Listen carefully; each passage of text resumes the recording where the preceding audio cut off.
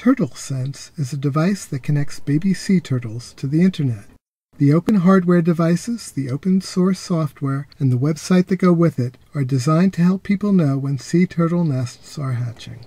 I was working for the National Park Service as a volunteer sea turtle nest sitter, and I realized that there had to be a better way to do nest monitoring. So I approached the National Park Service, presented some ideas. They liked the ideas that I had, and then I connected with my childhood friend Tom Zimmerman, a research scientist, and invited him to join the project, and he built the first prototype. Tom Zimmerman and I have been friends since college. He got me involved to help design the circuit boards and program the firmware for TurtleSense. Here's how it works. This circuit board, measuring 1 inch square, has a chip that has an accelerometer and temperature sensor. It takes readings up to 400 times per second. It's connected to a microprocessor that analyzes the data as it's read and turns it into a much smaller packet. The board's connected to a cable, and then the entire thing is sealed in a sphere of plastic, the size of a turtle egg. The smart sensor was placed on top of the eggs in a turtle nest in North Carolina when the nest was first discovered.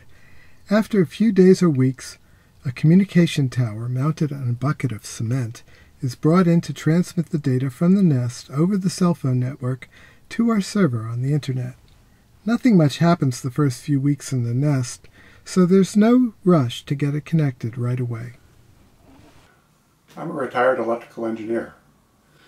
When I heard about the turtle project that Sam was working on, I volunteered to help design the circuitry and an enclosure. This communication tower has a microprocessor, batteries, and a commercially available plug-in cell phone board with antenna. There are different interchangeable cell phone boards available which connect with cell phone networks all around the world. The sensor is connected into the communications tower, and once connected, everything powers up and sends out reports once every day. As it gets closer to the time when the eggs will hatch, the reporting increases to 6 times a day. Meanwhile, we're looking at the data that is coming in and trying to predict when the turtles will emerge from their nest.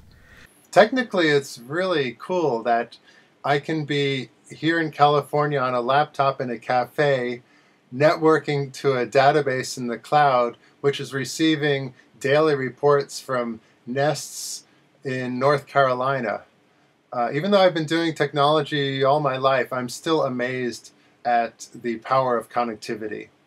Past research by biologists has determined that the baby turtles actually hatch over the course of several days before they emerge. Then, all of a sudden, usually in the evening, all of the baby turtles boil out of the nest together. They are all connected to each other in some unknown way that coordinates the timing of when to emerge.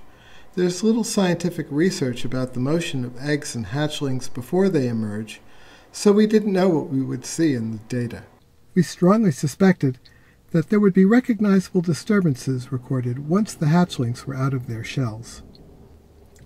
Finally, after about 60 days, the first instrumented nest boiled. We could see erratic motion starting about 4 days before the boil. That was exactly what we hoped we would see. If we can accurately predict when sea turtles hatch, that'll be great for Hatteras Island. We'll be able to connect 2 groups that traditionally haven't gotten along very well. Those who want to protect the sea turtles and those who want to provide access to the beach. Our website's just getting started.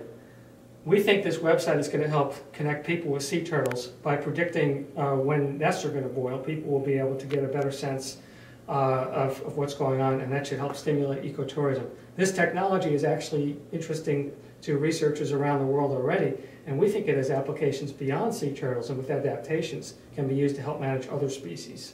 We started a website called nerdswithoutborders.net to inspire more people to connect their skills with real-world problems and create win-win solutions.